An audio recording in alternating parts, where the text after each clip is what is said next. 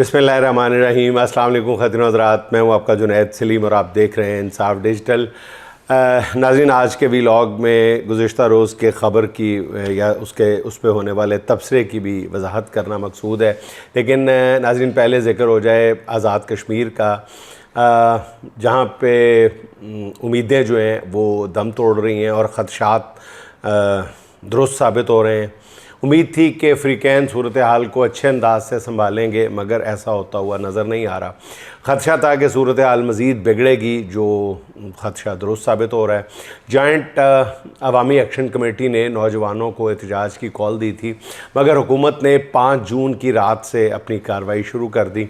Jammu Kashmir joint अवामी action committee को कलअदम तंजीम करार दे दिया गया है। सरकारी नोटिफिकेशन के मुताबिक तंजीम रियासत में इंतशार पैदा करने में मुलविस पाई गई है। तंजीम के ख़िलाफ़ अमन और सलामती को नुकसान पहुँचाने के माकूल शवाहिद मौजूद हैं। कलअदम करार दी गई तंजीम के ख़िलाफ़ कानून के मुताबिक कहा जा रहा है कि कार्रवाई की जाएगी। हुकूमत ने कल रात से आज़ाद कश्मीर में इंटरनेट सर्विस मुअत्तल कर दी है। बताया गया है कि 12 जून तक इंटरनेट और मोबाइल सर्विस बंद रहेगी। आज़ाद कश्मीर हुकूमत ने रियासत आने वालों के लिए एडवाइज़री जारी कर दी है, जिसके मुताबिक सयाह और मुसाफिर 5 से 20 जून तक आज़ाद कश्मीर आने से गुरेज़ करें। आज़ाद कश्मीर हुकूमत ने रियासत में मौजूद सयाहों और मुसाफिरों को भी फ़ौरी रियासत छोड़ने का हुक्म दे दिया है। यानी दोनों तरफ से ये कहा जा रहा है कि सयाह ना आएँ। इन हुकूमती फ़ैसलों के साथ ही आज़ाद कश्मीर के मुख्तलिफ़ हिस्सों से तशवीशनाक ख़बरें मौसूल होना शुरू हो गई हैं। रावलाकोट में मुज़ाहिरीन पर हमले की इत्तलात हैं। गोली लगने से एक शख्स जाँ बहक और एक शदीद ज़ख्मी होने की इत्तला है। बताया गया है कि गोली लगने से शाज़ेब हबीब नामी एक्शन कमेटी का कारकुन मुबैना तौर पर जाँ बहक हो गया है, जबकि एक्शन कमेटी के बानी रुकन उमर नज़ीर कश्मीरी वो गोली लगने से शदीद ज़ख्मी हैं। ये गोली कहाँ से आई, इस बारे में मतज़ाद इत्तलात हैं। शाज़ेब हबीब के जनाजे में लोगों की कसीर तादाद ने शिरकत की है। इस तरह के जनाज़ों के मनाज़र कभी कंट्रोल लाइन के उस पार से आया करते थे। इस वक्त रावलाकोट में हालात कहा जा रहा है कि जी इंतहाई कशीदा हैं। इंटरनेट की बंदिश और इलेक्ट्रॉनिक मीडिया के ब्लैकआउट की वजह से अफवाहों का बाज़ार गर्म है, मगर इन इत्तलात की कोई तस्दीक करने वाला नहीं है। जब भी नाज़रीन, अक्सर हम ये रोना रोते हैं कि इन्फॉर्मेशन के मुसद्दिका ज़राए बंद कर दिए जाते हैं, तो असल ख़बर की जगह हमेशा अफवाहें ले लेती हैं। इस वैक्यूम को, ख़बर के वैक्यूम को हमेशा अफवाह फिल करती है और ये अफसोसनाक मामला होता है। आज़ाद कश्मीर में इस वक्त पीपल्स पार्टी की हुकूमत है, जो बता रही है कि अवामी एक्शन कमेटी अमन और सलामती को नुकसान पहुँचाने की कोशिशों में मसरूफ़ थी। हैरानी होती है कि चंद माह कबल वफाकी और रियासती हुकूमत के नुमाइंदे इसी अवामी एक्शन कमेटी के साथ मुआहदा कर रहे थे।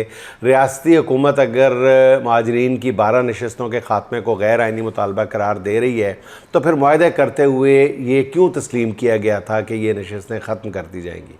उसी वक्त ये बेशक जितना मर्ज़ी अवामी दबाव था, वो तो आज भी है अवामी दबाव, तो उसी वक्त इनकार कर दिया जाता।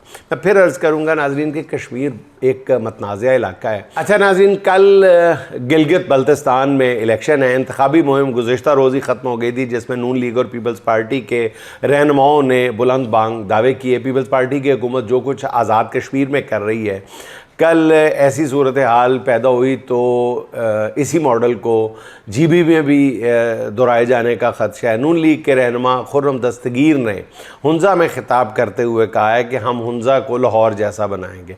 मेरे ख़्याल में हुंज़ा को हुंज़ा ही रहने दें दस्तगीर साहब, इसे कुछ और बनाने की ज़रूरत नहीं है। वैसे भी हुंज़ा में शरह तालीम जो है वो 95% है और लाहौर में मुश्किल 79% है।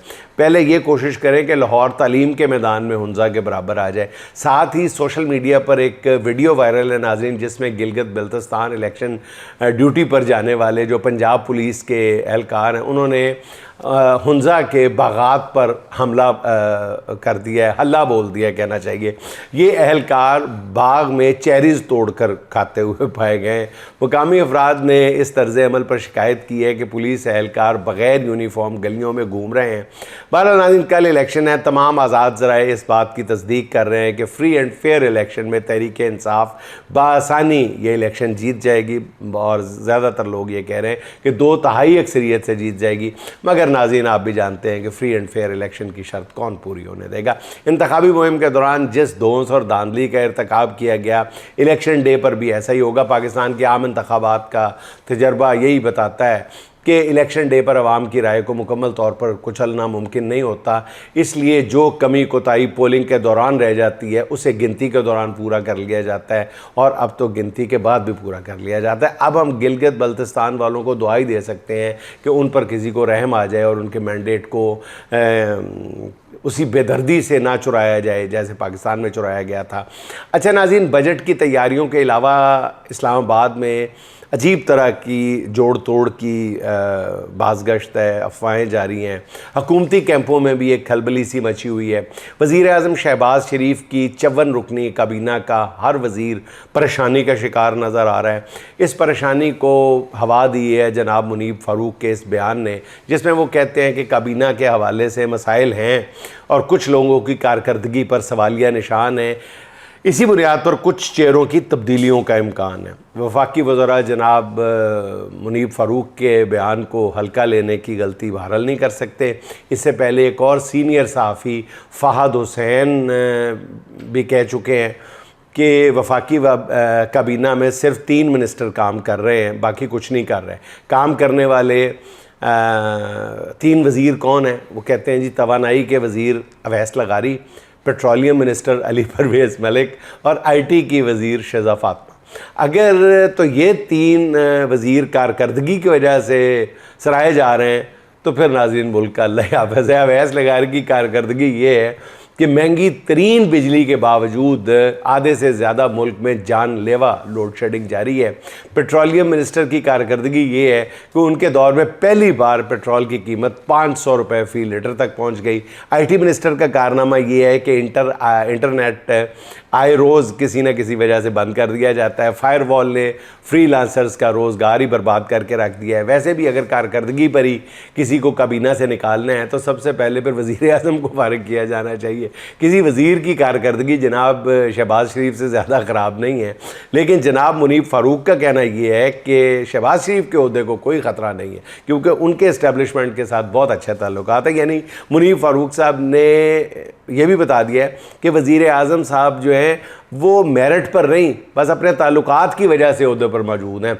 वज़रा की तब्दीली की ख़बर ने वफाकी जो वज़ीर हैं जितने भी, उनको मुश्किल में डाल दिया है। बताया जा रहा है कि अमेरिका ईरान मुआहदे का इंतज़ार किया जा रहा है कि जैसे ही ये मुआहदा हो गया वफाकी काबीना से कई सर जो हैं उड़ा दिए जाएंगे।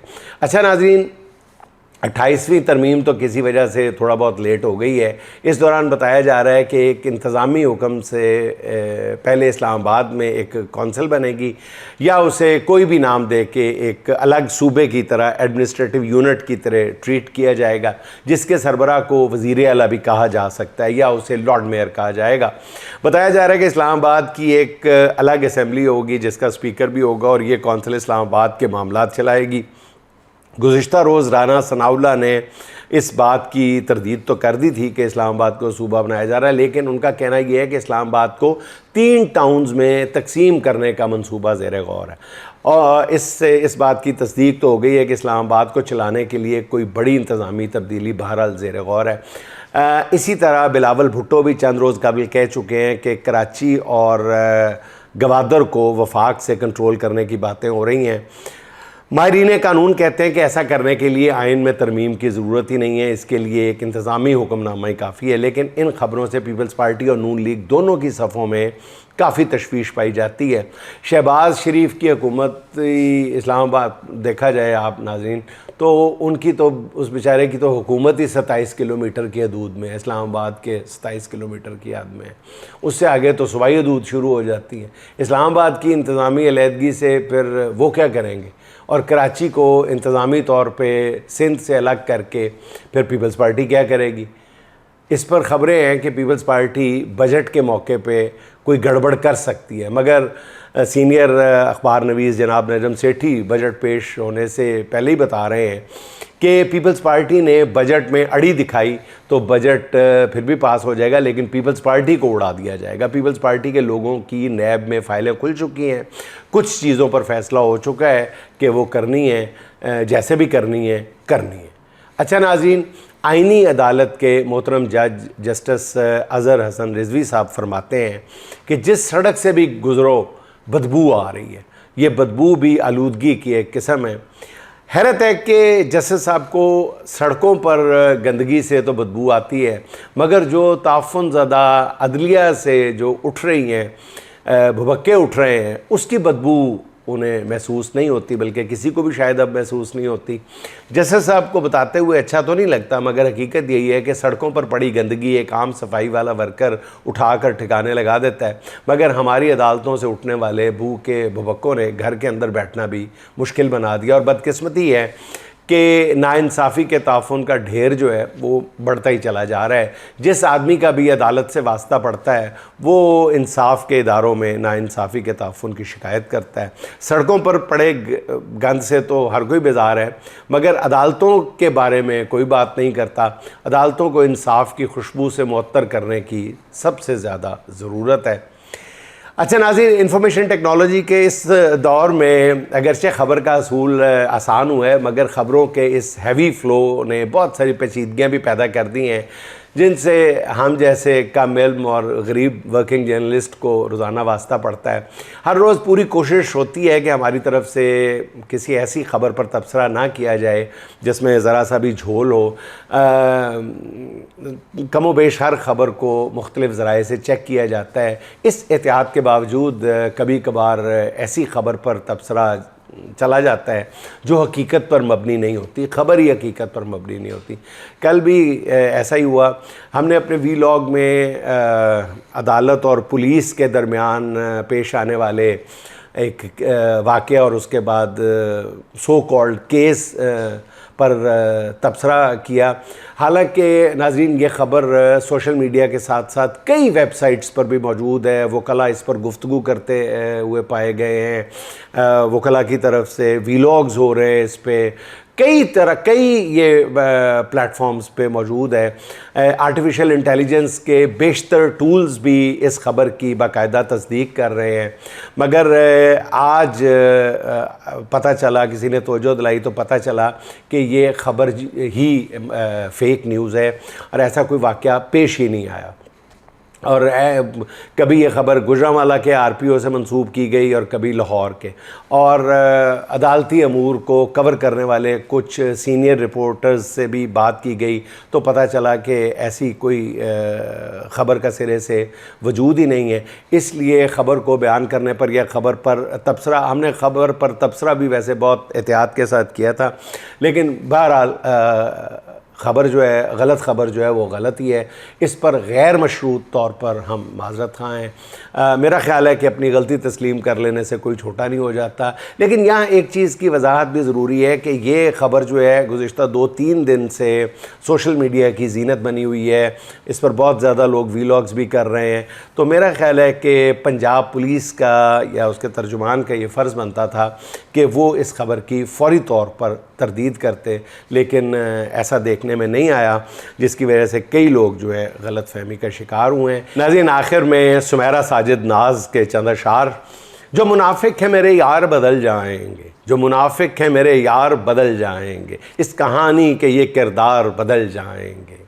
इस किनारे पे खड़े लगते हैं अपनों जैसे, इस किनारे पे खड़े लगते हैं अपनों जैसे, जब ये लग जाएंगे उस पार बदल जाएंगे। ज़िंदगी फिर तू नया दर्द उठा लाई है, ज़िंदगी फिर तू नया दर्द उठा लाई है, देख लेना ये अज़ादार बदल जाएंगे।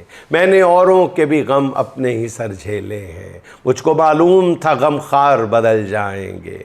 फिर वही तर्ज़ तगाफुल है ज़माने जैसा, फिर वही तर्ज़ तगाफुल है ज़माने जैसा, आप तो कहते थे इस बार बदल जाएंगे।